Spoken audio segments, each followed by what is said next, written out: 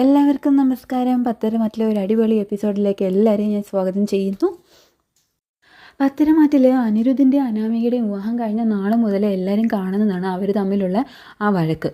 അങ്ങനെ ഒടുവിൽ അനിരുദ്ധും അനാമികയും തമ്മിലുള്ള വഴക്ക് അവരുടെ ഡിവോഴ്സിലേക്ക് എത്തുവാണ് കേട്ടോ.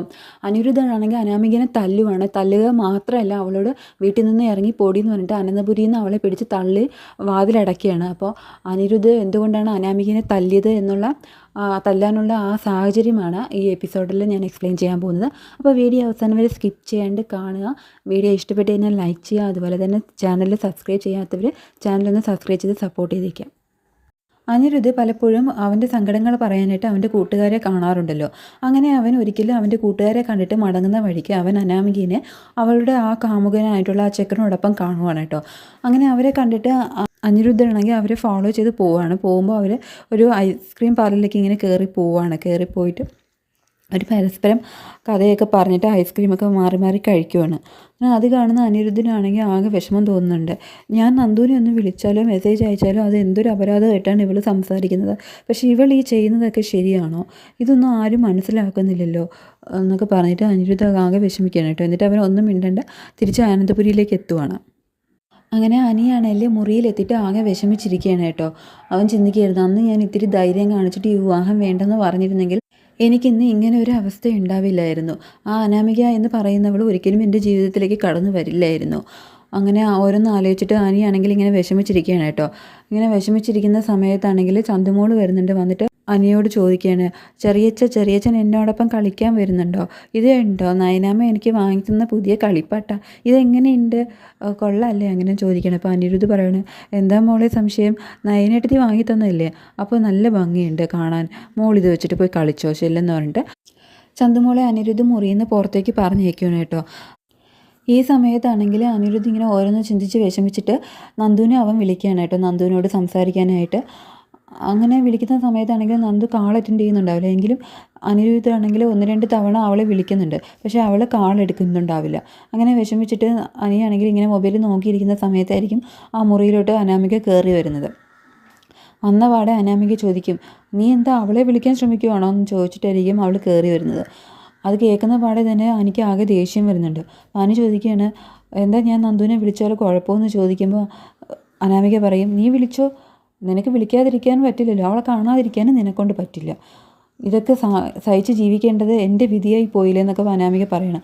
അപ്പോൾ അനി ചോദിക്കണ, വിധിയോ, നിന്നോട് അവിടെ ആരെങ്കിലും കടിച്ചു തൂങ്ങി നിൽക്കാൻ പറഞ്ഞായിരുന്നു, നിനക്ക് ഇഷ്ടമല്ലെങ്കിൽ പോവായിരുന്നു, അല്ലെങ്കിൽ തന്നെ നിനക്ക് പുതിയ കാമുകന്മാരുണ്ടല്ലോ എന്ന് പറയുമ്പോൾ അനാമിക പറയും, ഇതേ സൂക്ഷിച്ച് സംസാരിക്കണം, നീ എന്ത് അനാവശ്യമാണ് വിളിച്ച് പറയുന്നതെന്ന് ചോദിക്കുമ്പോൾ അനി പറയും, ഞാൻ കണ്ടടി, നീ അവനുമായിട്ട് ഐസ്ക്രീം പാർലറിലോട്ട് കയറി പോകുന്നതും ഐസ്ക്രീം കഴിക്കുന്നതും ഒക്കെ കണ്ടിട്ട് തന്നെയാണ് ഞാൻ ഇങ്ങോട്ടേക്ക് വന്നത്, എന്നെക്കൊണ്ട് നീ കൂടുതലൊന്നും പറയിപ്പിക്കരുതെന്ന് പറയണം. അപ്പോൾ അനാമിക പറയണം, അങ്ങനെ കണ്ടെങ്കിൽ കാര്യമായി പോയടാ, നിനക്കിനി എന്ത് ചെയ്യാൻ പറ്റുമെന്നൊക്കെ ചോദിച്ച് അവർ തമ്മിൽ വഴക്കിടുവാണ് കേട്ടോ.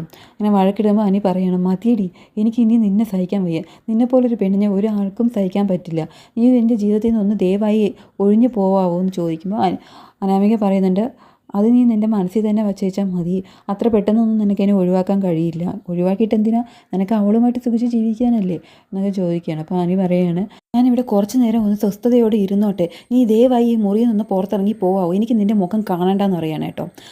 അനാമികയാണെങ്കിൽ ദേശത്തിൽ ആ മുറിയിൽ നിന്ന് ഇങ്ങനെ ഇറങ്ങി വരുന്ന സമയത്തായിരിക്കും ചന്തുമോൾ അവളുടെ ആ പുതിയ കളിപ്പാട്ടം വെച്ചിട്ട് ഇങ്ങനെ കളിക്കുന്നത്.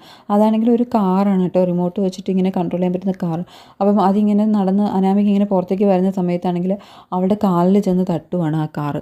അപ്പോൾ തന്നെ അനാമിക ഇങ്ങനെ ദേഷ്യത്തിൽ ചന്തുമോളെ നോക്കുവാണ്. അപ്പോൾ ചന്തുമോൾ ഇങ്ങനെ പേടിച്ചിട്ട് ഇങ്ങനെ നിൽക്കുകയാണ്. അപ്പോൾ അനാമിക പറയാണ്, ഓ നാശം, ഇവിടെ ഉള്ള ശല്യം പോരാനിട്ടാ ഈ ഒരു പുതിയ അവതാരം കൂടിയിട്ട് എന്നിട്ട് അവളാണെങ്കിൽ ആ കാർ എടുത്തിട്ട് എറിഞ്ഞ് പൊട്ടിക്കുകയാണ്. അപ്പോൾ പൊട്ടിക്കുന്ന സമയത്താണെങ്കിൽ ചന്തുമോൾ ഇങ്ങനെ അതിൻ്റെ അടുത്തേക്ക് ചെന്നിട്ട് ചോദിക്കുകയാണ്, എന്തിനാ ചെറിയമ്മ അത് എറിഞ്ഞ് പൊട്ടിച്ചത്, അത് നയനാമ്മ എനിക്ക് വേണ്ടി വാങ്ങി തന്ന പുതിയ കളിപ്പാട്ടോ, അത് ഇതിനെ എറിഞ്ഞ് പൊട്ടിച്ചതെന്ന് ചോദിക്കുകയാണ്. അപ്പോൾ അനാമികയ്ക്കാണെങ്കിൽ ആകെ ദേഷ്യം വരുന്നുണ്ട് കേട്ടോ. അനിയോടുള്ള ദേഷ്യം മൊത്തം അവൾ ചന്തുമോളോട് തീർക്കുകയാണ്, നീ എന്നോട് തർക്കുത്തരം പറയുന്നോടി, എന്നെ ചോദ്യം ചോദിക്കാറായോ നീ, എന്ത് ധൈര്യത്തിലാണ് നീ ഇതൊക്കെ എന്നോട് ചോദിക്കുന്നത്, നീ ഇവിടുത്തെ ആരാടി എന്നൊക്കെ ചോദിച്ചിട്ട് ചന്തുമോളുടെ കൈയൊക്കെ പിടിച്ചിട്ട് ഇങ്ങനെ തിരികുകയാണ് കേട്ടോ.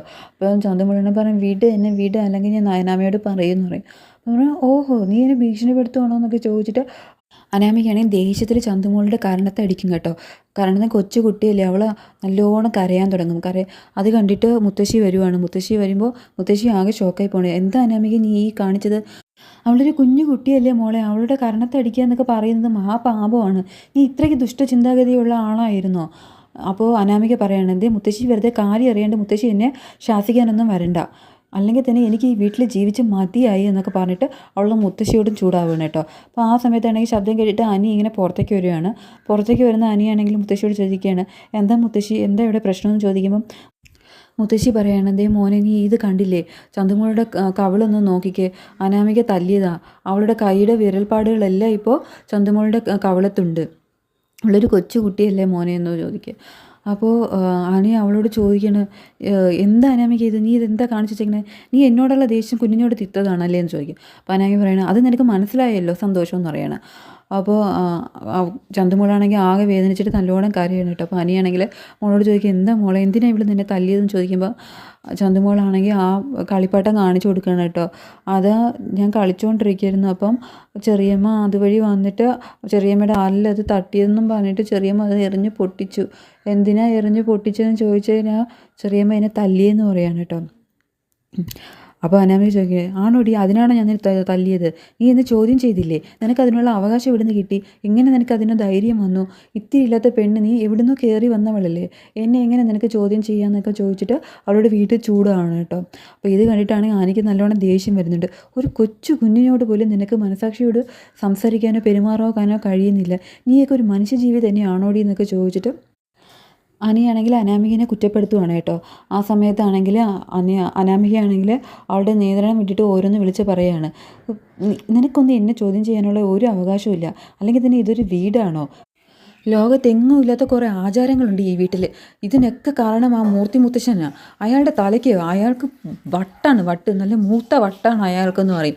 ഇത് കേൾക്കുന്ന അനിക്കാണെങ്കിൽ ആകെ നിയന്ത്രണം പോവുകയാണ്. അനി അവളെ പിടിച്ച് കഴിച്ചിട്ട്, ഇനി എന്താടി പറഞ്ഞത്, എൻ്റെ മുത്തശ്ശനെ കുറിച്ച് നീ അനാവശ്യം പറയുന്നു പറഞ്ഞിട്ട് അവളുടെ കർണത്തടിക്കാണ് കേട്ടോ. കർണത്തടിക്ക് മാത്രമല്ല അവൻ പറയണം, മതിയടി നീ ഈ വീട്ടിൽ ജീവിച്ചത്, ഇത് എൻ്റെ മൂർത്തി മുത്തശ്ശൻ്റെ വീടാണ്, ആ മുത്തശ്ശനെ ഇഷ്ടമില്ലാത്ത നീ ഇനി ഈ വീട്ടിൽ നിൽക്കണ്ട, ഇറങ്ങിക്കൊള്ളണം ഇവിടെ നിന്ന് പറഞ്ഞിട്ട് അവളെ വലിച്ചിടിച്ച് അവളുടെ മുറ്റത്ത് കൊണ്ട് എറിയാണ് കേട്ടോ.